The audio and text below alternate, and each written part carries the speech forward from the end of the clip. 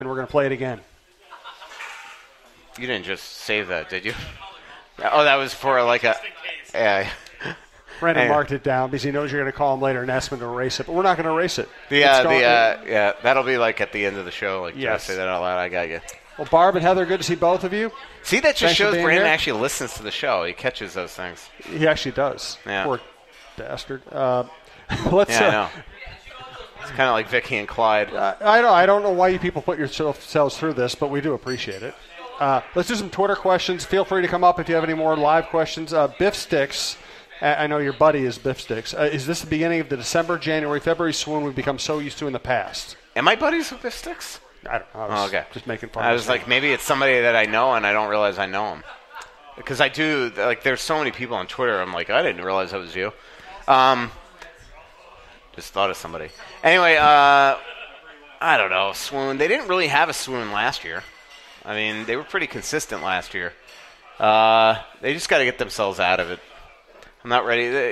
The one thing about Bruce, man, other than that first that year where he came here and he was like 1-8-2 at the beginning of the year with Anaheim, you look at his career, his entire career, it's unbelievable the lack of losing streaks that he's coached. It's crazy.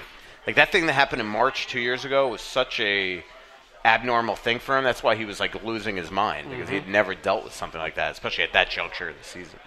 From Josh, does the downswing encourage changes to be made to the team, or will Fenton give Bruce time to work the team? I don't know. I mean, I think it helps. It's more information for Paul for him to realize that, or not maybe realize is the wrong term, but to realize what we all know. But I think that this is his first eyes on the team, and I think that he maybe started to believe, like we all did after the Winnipeg game, that this team is different, and maybe we're all seeing that it's not, and that this is what this team has done with our emotions for as long as the core's been together, and it's more information. We're going to see, like, wait a minute, maybe I shouldn't get fooled the opposite way, that we're just like a Mark Stone away from winning the Cup. So I think it's just more information. And I will say, like I said, I wrote it at the beginning of the year. Like, I don't think he needs to see more from Nino and Coyle to realize that these are two. I don't even need to ask him. He doesn't need to confirm it. We all have brains here, and I love the two guys to death. But man, we know that Coyle and Niederreiter are 1-2 on his list to trade. I mean, that's just 100%. So, and I think that he probably saw that within 5 games of the season that they needed to be probably 1-2 on the list. Should we have a thesaurus sponsor the show, maybe? Sure. So when you kind of get stuck, we'll have one right here for you. Realize. I felt like we were just kind of like, by using the term realize, I was basically saying it like it's a fact that this team is become what it is here suddenly in the last 8 games, where maybe the other way was. You might have already answered this. I will say I'm disappointed in what I've seen the last 2 games, especially the Arizona game, because after that Winnipeg game, who I think we all would agree is probably the most cynical person watching the Wild, and have always said that after the last 2 years that they needed to eat into the core. I'm the one that freaking wrote a story after Winnipeg. You see, it's a different team, and then they go out and they freaking lay an egg against Arizona. So that's probably why I've turned a little bit back toward the real Russo. Yes, sir. Fred has a follow-up question. Fred wants to know how much influence Boudreau has in player acquisitions or trades. Not a ton. I think that he talks to him, but it's a Fenton Curver show. Probably with Shep in there to answer questions in terms of how it would affect cap and rules and things like that. But I think Bruce is, I'm sure that there's there's conversation. What do you think of this? Where could he fit in? But I don't think Bruce is somebody that is in the know in terms of that way. But maybe I'm wrong. Owner influence? I mean, he needs to know, especially if they're going to go up significantly in budget, he needs to know that stuff. But yeah, he's a fan, and he's kept abreast of everything. I don't think that he says go do it. He did it with Parise and Suter, but I don't think there's been much since then where he's like do it. I think it's more just being kind of like, hey, it's his team, and being, I don't want to even say a sounding board, but kind of like, hey, this is what we're thinking. So, we haven't talked enough about the Fletcher to Philadelphia thing. Yeah, I think that's going to happen. I do think that it's going to probably be close. I even think that I have heard that this is not something that just happened the last couple of days. That they have been talking to Fletcher for last little bit, and then made the move on Hextall. I think this is going to be an accelerated Paul Fenton scenario, where when we broke the story at the Athletic that Chuck was getting fired, and in that middle of that story, I said that Paul Fenton was going to be the front runner. I think it's going to be the same thing here, where we know that Paul was the front runner, but then they went and did their due diligence and interviewed like 10 other guys, and then they circled back to Paul and Todd Fitzgerald, and eventually wound up with the guy that I think we all thought that he was going to get, that they were going to hire all along. I think it's going to be the same thing here. They'll do their due diligence, only in a quicker way, because they want to get a GM in there, talk to a couple other people, and then I think Chuck will be the guy. They want somebody with experience. That Philadelphia team's actually set up pretty well, other than their complete lack of a goaltender for the last 20 years, since coincidentally the days of Ron Hextall. That's something they've got to do. It's unbelievable. I don't know.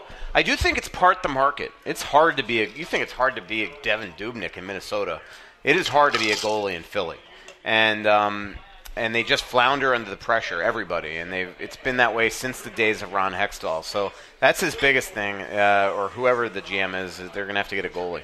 I think Philadelphia and Boston are the two toughest markets in America. Yeah, I would agree with you there. From Shark, would Coyle and a pick to Boston for Danton Heenan work for Minnesota? I would do it. I like Ryan Donato. From Zim Tzu, I hope I'm pronouncing your name correctly. What's the word on Belpedio? Well, I did that Q&A with Tommy Curvers last week, and they like the way he's playing down there. The problem is that, at least as of last week when I did that Q&A, he was playing the left side, which is not his strength. But they have, strangely, in a professional hockey where there's not an abundance of right shot D, or they're at least coveted. The Wild have a ton of right shot D down there, so Belpedio's been playing his offside. But Belpedio hopefully will one day get up here. Could be the replacement of Jared Spurgeon in a couple of years. They also drafted Philip Johansson, who's a right shot D. So if Spurge is gone in 2 years, they hope that they're going to be set. We got about 5 minutes left in the show. I want to remind everybody, please download before you listen. If you'd like to advertise with the network or this show, you can reach us at talknorthpodcast@gmail.com. Thanks again to our sponsors, Delano's Pizza, downtown Minneapolis, and in Woodbury, Twill in the United Galleria, WizKids.tech in downtown Minneapolis, Fixologyrepair.com, Tony Hoagland, your State Farm agent at Champlin. Also remember, this weekend only, use the promo code GophersVB, as in volleyball, GophersVB, to get 10% off your BiteSquad.com or Bite Squad app order. Yes, sir. So the bug keeps going through the team. Last year we had measles. Now we've got the flu, the 24-hour flu. First of all, what is the training staff doing? Are they sanitizing stuff? I mean, no, this is not. That's the first part of the question. The second part is, did Dubnyk come back too fast from being out? I mean, I definitely think that he was affected by it, but this all. Everybody that's gotten sick it's gone through their entire family, their kids, Parisi, Stahl, and Doobie. So that's the big thing. The pattern one was not the stomach. So I don't know. It's a 24-hour bug, apparently. Thankfully, I haven't experienced it. But the training staff, I mean, they disinfect. They do everything they have. These guys are together all the time. But again, if you talk to any of them, none of the guys that don't have a family full of kids that were sick have gotten sick. So that's the answer there. Yeah. Was there another part of that? I can't remember. Oh, I mean, that's what I was saying. It's a 24-hour bug. So I mean, he came back for one practice and he went in, but that shouldn't turn him into this. So. One thing you were talking about earlier with that got me thinking was with the old-time hockey meal when you were talking about maybe sort of disappearing. I was thinking like with the Winnipeg game, that was one of the most fun regular season games I could ever recall in recent memory at XL, and because it just had everything, the scoring, obviously the comebacks, but I love the fights and even being able to, like the pushing on the benches. I thought that was hilarious. Hockey. Fred like that. And so it was just one of those situations where it's like, and I get that maybe like the players are friends off the ice, most of them, but yeah, I do sort of miss those old time days. And it's like, why does it just have to be Minnesota Winnipeg intra-division? It's like, why, can we have more pushing and shoving and a little more acrimony? I mean, these guys are still competitors. It's like, well, Nate Prosser hasn't gotten to play this year. He usually creates that. Sealer's done it. I mean, this team, I think, is as I don't want to say, I'll just say abrasive as most teams in the league right now. I mean, they've got a lot of guys that'll do it. Foligno, their stick-to-itiveness, they stand up for each other. This is, they do it more than most. If you watch some other teams, you'd be really disgusting. I like your shirt. Florida Panthers. Oh, yeah. Awesome. Nice. I watch them all the time. Nice. Goldie we should have a and Poppin are Florida great. Panther counter on our table here when we do live shows. And just flip it over every time you mention of them. I got a quick question. So you know a lot about the NHL, obviously, and all the organizations. If you were an 18-year-old getting drafted, what team would you pick to get drafted by and why? Good question. Yeah, that's a great question. Thank you. I mean, it really depends on like what type of personality you are as a person. Like we all know, I'm not a winner, so I just want to go to a really nice, beautiful city. So I would pick Vegas or Arizona, Tampa. If you do want to like win and be excited and be in a big market, or Tammy Panarin type doesn't want to go to Columbus, but wants to, New York or Chicago, Toronto, hockey market, Minnesota, Toronto, Montreal. I neglected to mention Vancouver. You love how I can never just give one city. Like these questions, because I love so many cities. It's easier to tell you the cities I wouldn't want to be taken to. St. Louis. Yep, Buffalo. Trying to think any others. Those are the worst. Probably Edmonton, Winnipeg. Now I'm just offending people. That's what we do here. Vicky, have you been to Winnipeg? I don't mind it. So I want to be drafted there.